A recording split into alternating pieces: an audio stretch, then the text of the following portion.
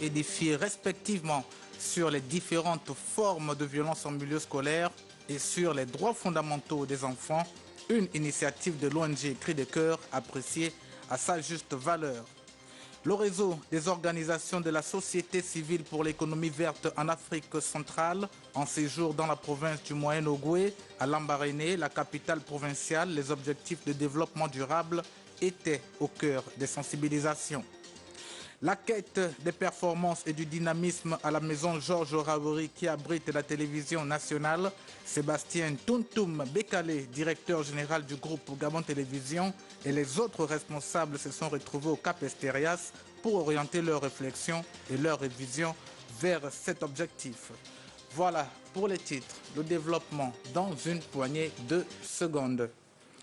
Mesdames, Messieurs, bonsoir. À l'entame de cette dernière édition d'information, les activités du Premier ministre chef du gouvernement, Julien Kogé Bekale, a regroupé les ministres en charge des départements de l'éducation nationale et de la formation professionnelle, les tenants et les aboutissants de cette rencontre avec Tekler Mekui Mouvono et Tanguy Tsaka.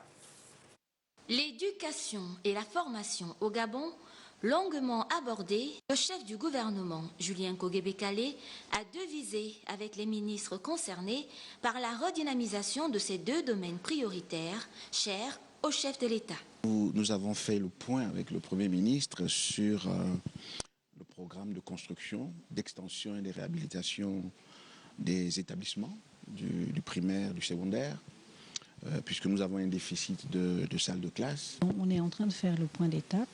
Déjà, vous avez donc un volet construction, ensuite vous avez un volet pédagogique et managérial de ces centres-là. Donc il y a toute une série de préalables et de prérequis que nous sommes en train de valider.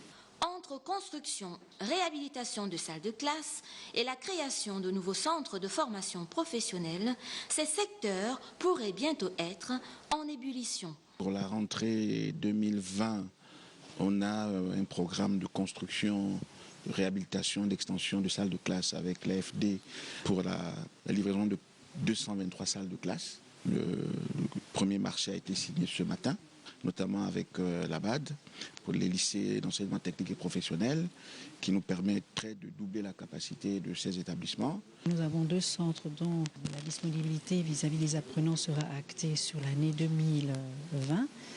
Il y a dans son premier temps le centre de formation professionnelle à Kanda, qui est un don de Sa Majesté le roi Mohamed VI.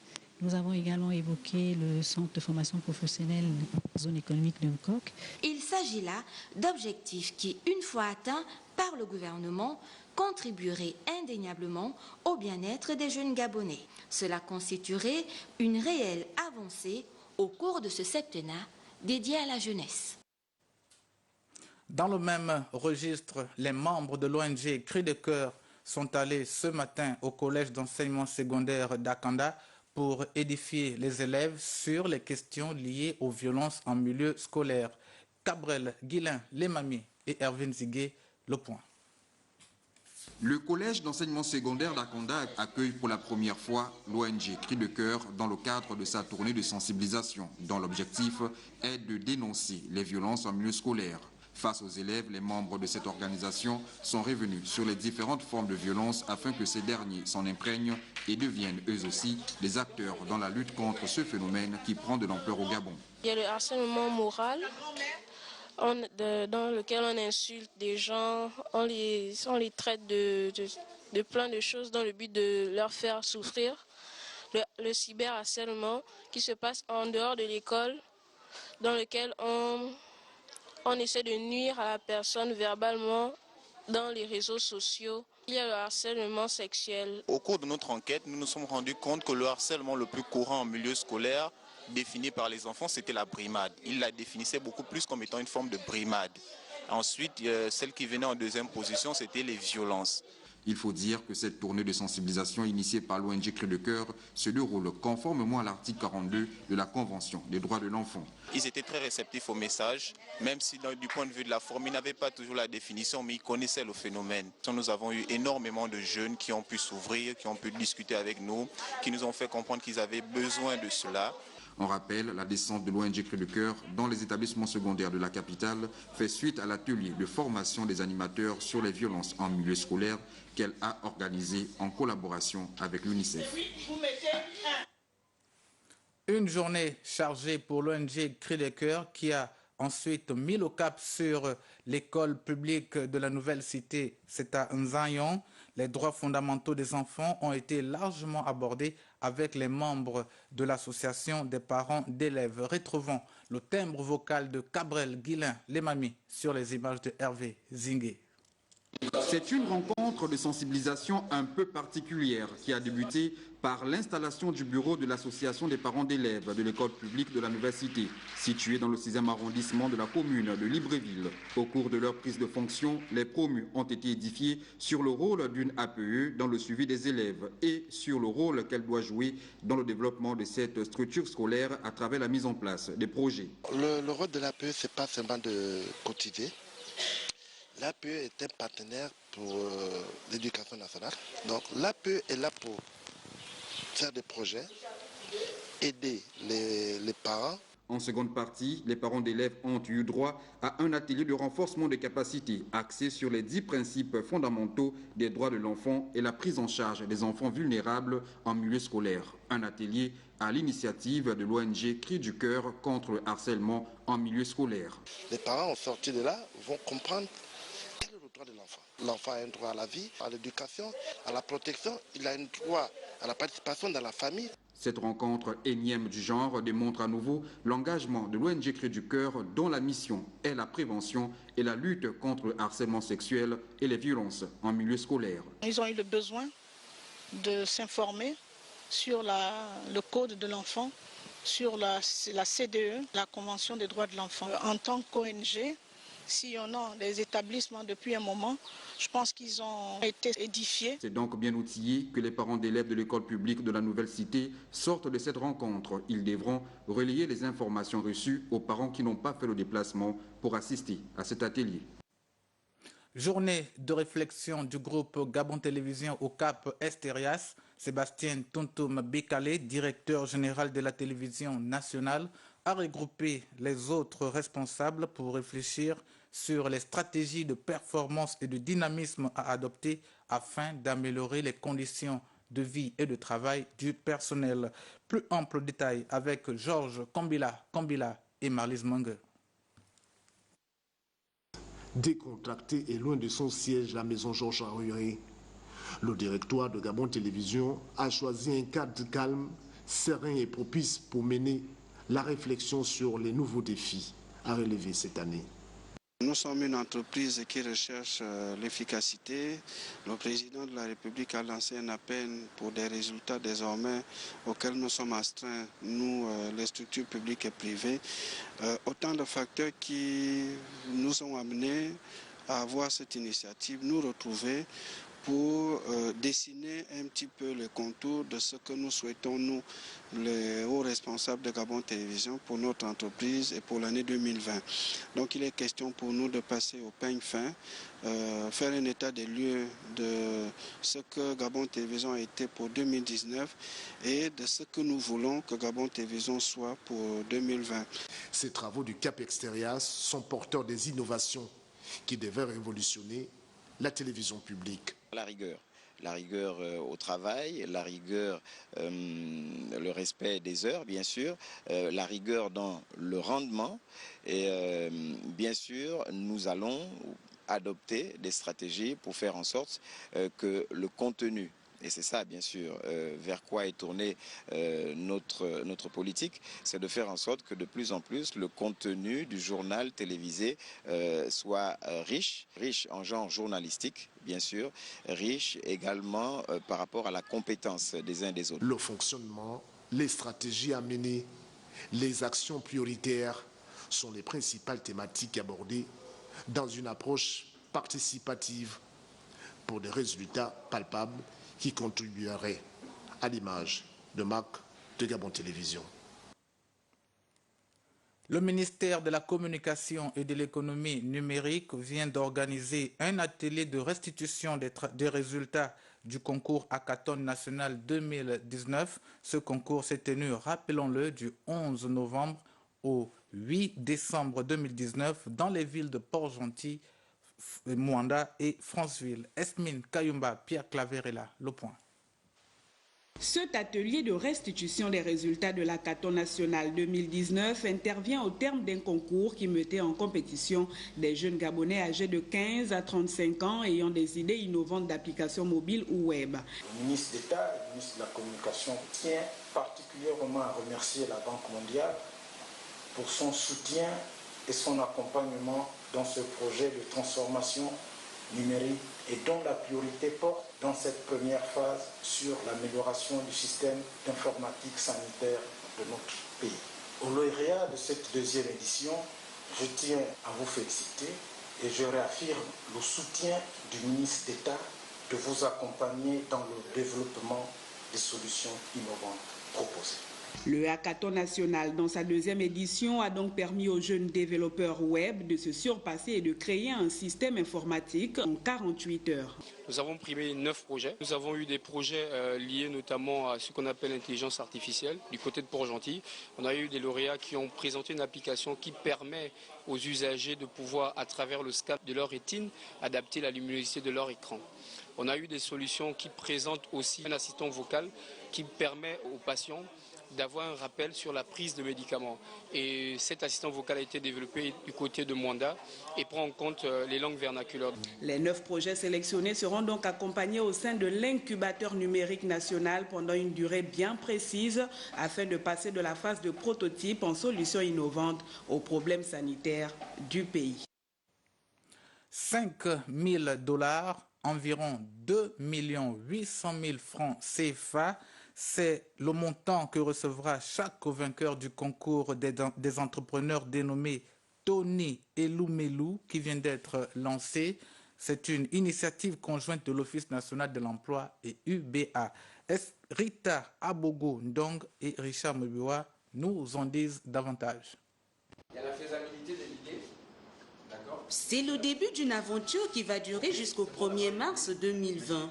Les entrepreneurs gabonais sont appelés à déposer leur dossier de candidature pour espérer obtenir le prix du concours Tony Elumelu qui permet de s'en tirer avec 5 000 $, soit 3 millions de francs CFA pour réaliser un projet. Il s'agissait pour nous, dans le cadre de notre dispositif On Entreprendre, de partager avec nos demandeurs d'emploi des sources de financement qui existent, donc notamment le financement mis à la disposition par M. Tony Elumelu. Aujourd'hui, nous avons donné un objectif de sensibiliser à peu près 600 demandeurs d'emploi qui voudraient bien se lancer dans l'auto-emploi. Les principaux critères, c'est d'être africain, avoir au moins 18 ans, ou vivre légalement dans un pays africain et avoir une entreprise qui opère dans un des pays africains. Cette édition est la 5e du genre organisée au Gabon. Plusieurs jeunes entrepreneurs gabonais en ont profité. Je suis passée ici à l'ONU en 1997. Ils ont cru en moi.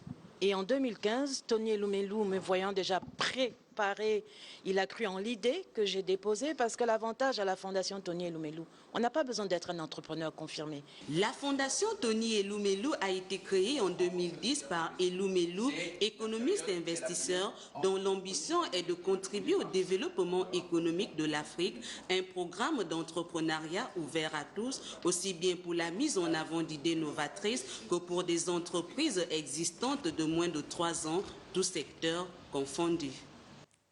Restons en économie avec cette assemblée générale extraordinaire de l'Association professionnelle des établissements de crédit du Gabon. Le renouvellement du bureau de la dite structure, c'est l'unique point à l'ordre du jour. Sheila Mebalé et Michel John Boudégan. Avec pour objectif la reprise de la présidence de l'Association professionnelle des établissements de crédit du Gabon, l'APEC, par BGFI, cette Assemblée générale extraordinaire qui a réuni tous les membres de l'association a permis au nouveau président de revenir sur les missions de cette structure. L'Association professionnelle des établissements de crédit, c'est une association qui regroupe en son sein l'ensemble des banques et des établissements financiers qui opèrent au Gabon. C'est une association qui existe depuis déjà plusieurs décennies et dont le rôle, c'est une association qui fait partie du patronat gabonais et le rôle est d'étudier et défendre les intérêts de la profession bancaire.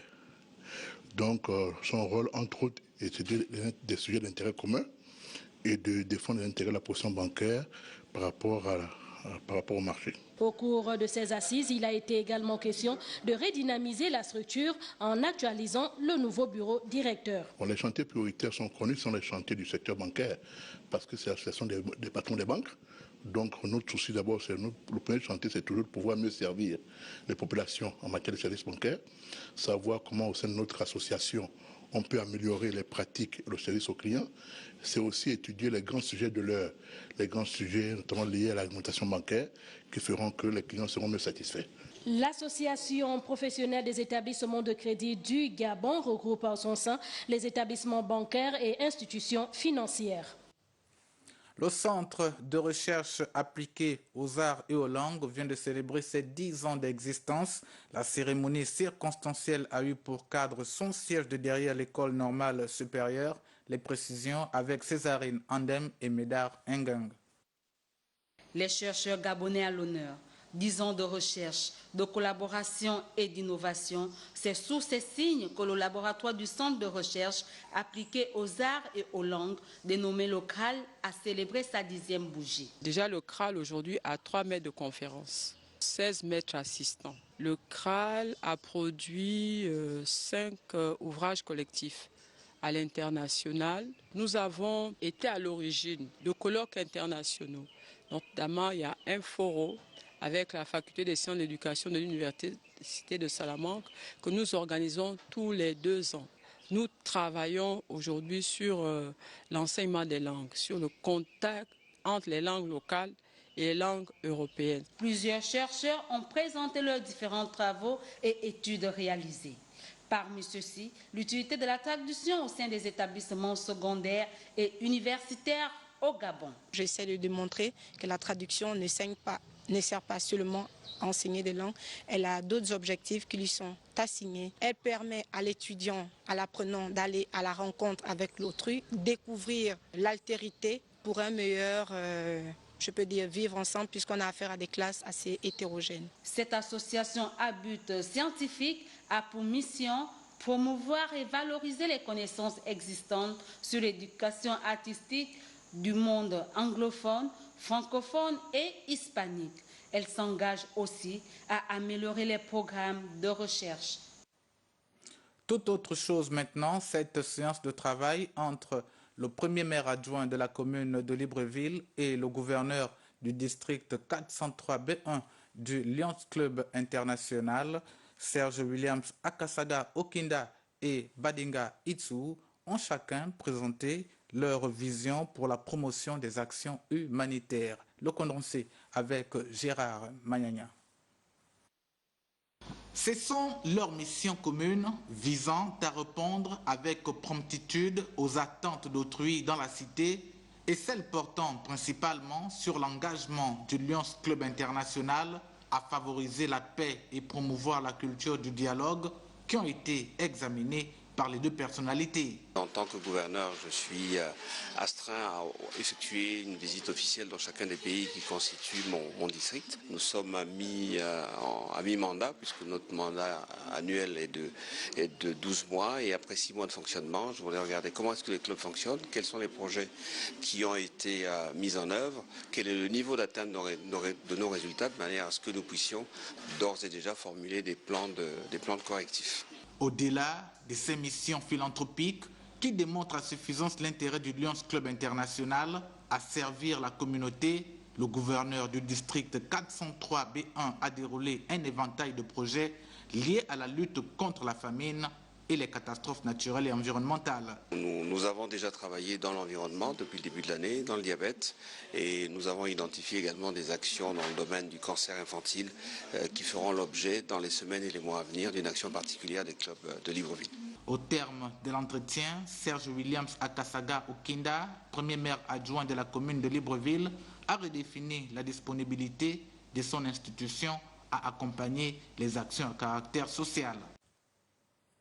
L'ONG Brain Forest vient d'organiser une journée portes ouvertes sur les actions de suivi de la gestion des ressources naturelles, une journée qui a été marquée par des présentations et des conférences débats. Voyons cela avec Linda Nyumba et Cédric Nzendo. Administration, corps diplomatique, bailleurs et partenaires techniques, secteur privé, ainsi que les organisations de la société civile, entre autres, ont répondu présent à cette rencontre, laquelle est apparue comme un cadre d'échange d'expériences sur les enjeux et actions potentielles de la mise en œuvre de l'observation indépendante des forêts. Nous avons organisé cette journée porte ouverte pour clôturer un atelier régional que nous avons initié dans le cadre d'un projet La Voix des citoyens pour le changement. Nous faisons des propositions non seulement à l'administration, mais aussi nous accompagnons les communautés en renforçant leurs capacités. Mais nous sommes butés à parfois quelques contraintes, mais qu'à cela ne tienne, lorsque nous avons des alertes au niveau du domaine forestier rural, des cas de coupe illégale, nous intervenons. Face au phénomène de déforestation et dégradation des forêts qui cause de nombreux désagréments et constitue un manque à gagner pour l'État, une franche collaboration entre tous les acteurs s'impose. Les points plus importants, c'est en effet d'avoir une bonne coordination entre les administrations, la société civile et de mettre tous les partenaires et les acteurs, en particulier pour les observations indépendantes de la gestion des forêts, en communication pour pouvoir en effet aboutir aux objectifs de ce projet, la gestion durable des forêts. Créée en 1998, l'ONG Brain Forest travaille principalement au Gabon, dans les provinces de l'Ogooué-Vindo, de l'Angounié et du Wellington. Aujourd'hui, elle souhaite que des bases solides soient posées pour mieux lutter contre l'exploitation illégale du bois. L'actualité en province, nous l'ouvrons avec le réseau des organisations de la société civile pour l'économie verte en Afrique centrale. Dans la province du Moyen-Nogoué, au lycée Chaji, d'édifier les apprenants sur les enjeux des objectifs de développement durable. Le contenu des échanges avec Arnaud Mba Bekung. Les objectifs de développement durable, également appelés objectifs mondiaux, sont un appel mondial qui inclut plusieurs facteurs dont la protection de la planète. À travers cette caravane nationale, le réseau des organisations de la société civile pour l'économie verte en Afrique centrale a été au contact des jeunes, notamment les élèves de la ville du Grand Blanc, afin de les édifier sur les enjeux et défis des ODD. L'objectif de cette caravane, c'est de sensibiliser les jeunes, et non seulement les jeunes, mais toute la nation, pour la prise en compte de la préservation. La préservation, c'est que si on ne sensibilise pas, comment va-t-on se rendre compte de ce qui est important? Un message bien reçu par les apprenants. Ici, ce que je peux retenir de cela, c'est que nous, la jeunesse, nous ne devons pas nous négliger et nous devons prendre les cours en considération, être attentifs à l'école et dans tout autre milieu. Vraiment, ça me fait plaisir aujourd'hui. Pour moi, c'est une joie. Je suis très content et j'espère qu'au travers de cette caravane, beaucoup plus en plus de jeunes pourront voir l'importance de tout ce qui est lié à l'environnement.